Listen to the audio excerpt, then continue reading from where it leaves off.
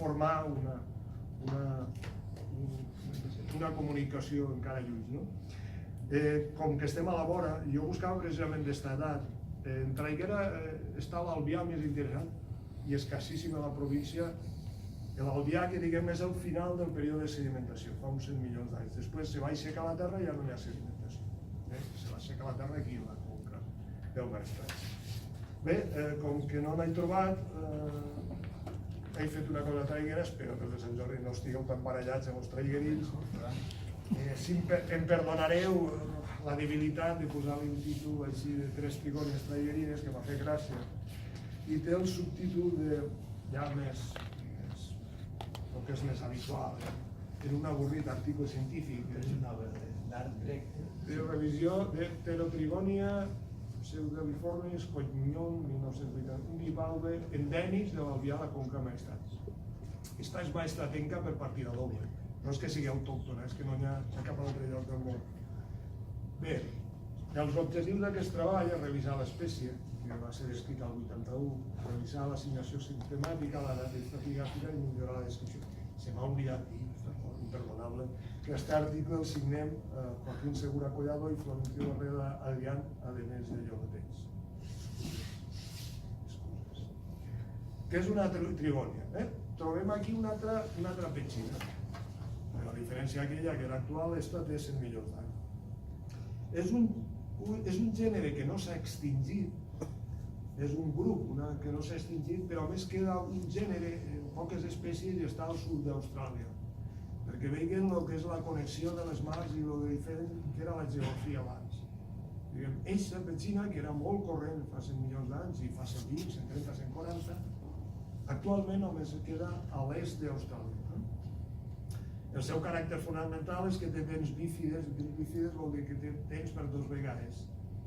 Això vol dir que aquestes fòssil de dades autòctones vol dir que les dents són a una xarnera, com us dia abans, hi ha dents i fossetes que encaixen per quan obri les dues valves no se desarticulen.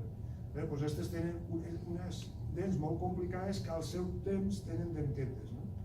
És la característica d'aquest grup, que més ho té este grup.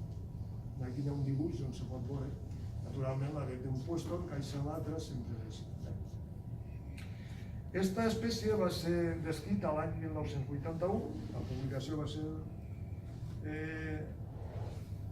Hi han fixat uns 111 milions, a vegades jo reconeixo massa. Aquí tenim una vista.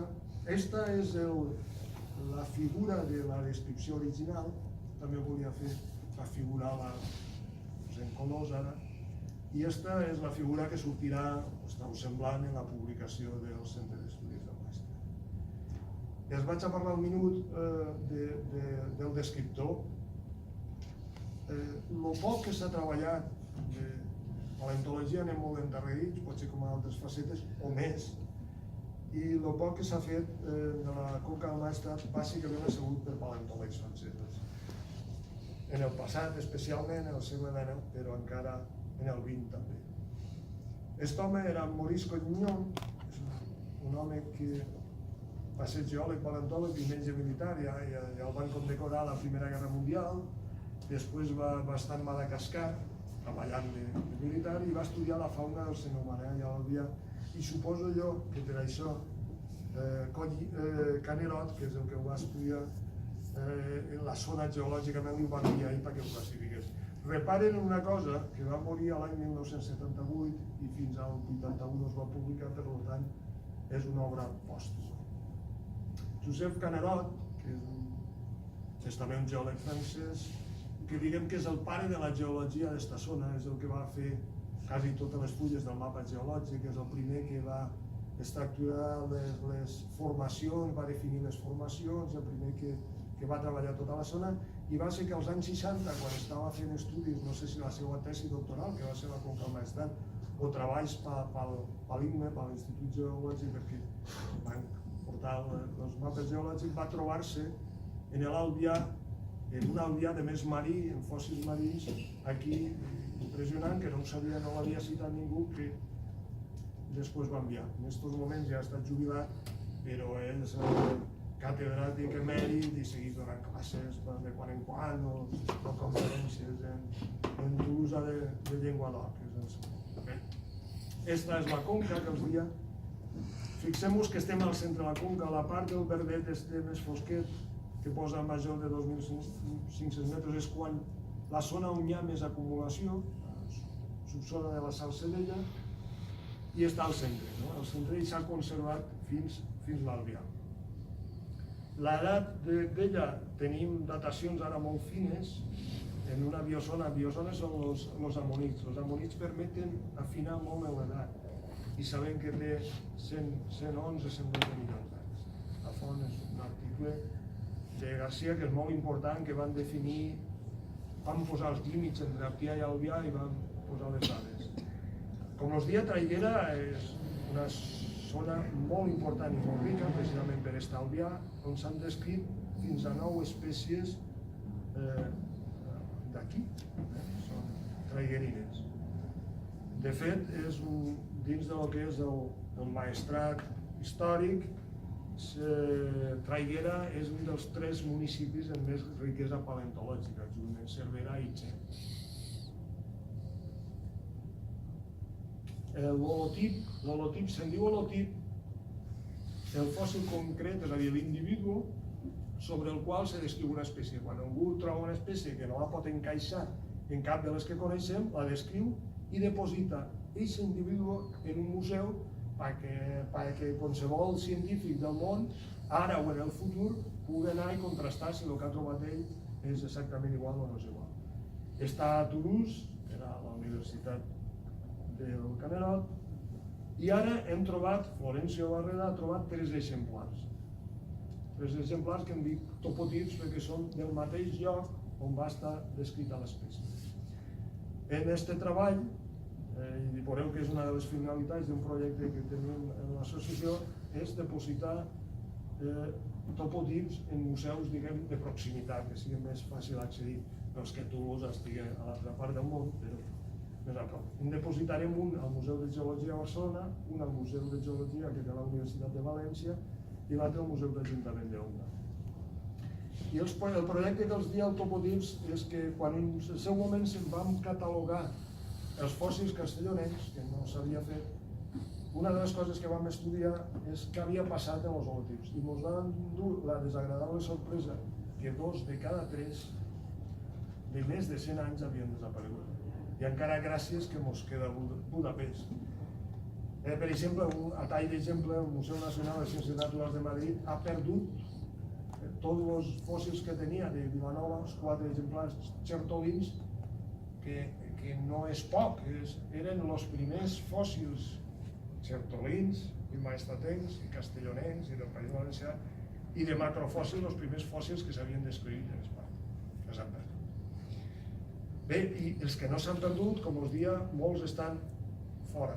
Per exemple, el gros està a Budapest perquè la col·lecció Coquan, un paleontòleg francès que el 1865 va descriure el gros de les fòssils castellonencs perquè estava fent uns treballs per aprofitar, havien dit que per poder aclarir l'estratigrafia dels lignits que volien aprofitar d'Andorra i de passo veure si feia una via d'un traçat de ferrocarril per baixar el lignit al port de Vinaròs, entonces va passar per Terol, per Mallorca, tots els possibles llocs, Morella, Xer i tal, i va fer una recollida de fòssils que després va publicar, no me'n recordo, 76 espècies de Castelló noves i una animalada de Terol.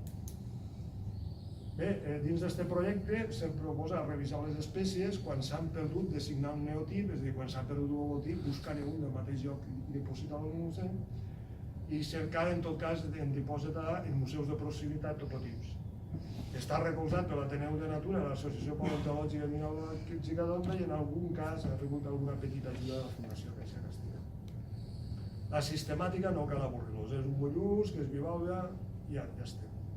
El que sí que volia fer-los menció és que en la descripció original se la va posar per Collignon al subgènere Protrigonia. La diferència entre els dos gèneres és que un té la part posterior, bueno, us ho dic en la imatge. L'escabrotrigònia, que és on la va classificar Collignon, té la part posterior més curta, no és allargada, no fa aquesta com aleta que se'n surt, i damunt les costelles són rectes i no ondegen. En canvi, el nostre exemplar, no sé què pensen vostès, podem mirar-ho, què opinen? Que s'assembla més a la pterotrigònia o a l'escabrotrigònia? Vots a favor de la pterotrigònia. 3. I l'escabrotrigònia? 3. Doncs no ho resolen 3. 4. Doncs no. Està molt igualat. El meu pare sí que s'assembla més a la pterotrigònia, una perquè les costelles s'onduen i l'altra, encara que aquesta peça està un poc trencada, la cara posterior s'allargassa. D'ahir li ve el seu nom de pseudoaliforme.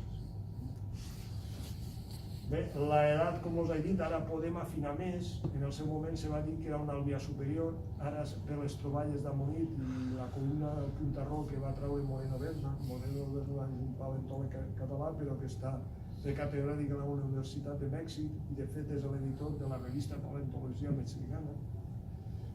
Així que originalment havia posat àlvia superior i en aquest treball proposarien que se considera àlvia inferior. La descripció que va fer era això, original forma de croissant, costelles granulades, rostre prominent.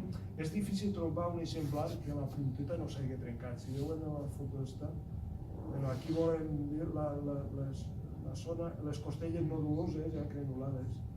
I veuen la part esquerra, la part que està trencada, està recta perquè està trencada. Un detall interessant és que les costelles no estan encarades, les d'una valva i l'altra no estan encarades i fan aquesta granulació. En conclusió, s'ha revisat, s'ha canviat l'assignació subgenèrica, malgrat que l'assemblea no s'ha decidit clarament per això, nosaltres ens pareix que us definirem, s'ha esmenat la descripció i podrem depositar 3 topotips en 3 museus de proximitat. No res més, gràcies per la seva atenció.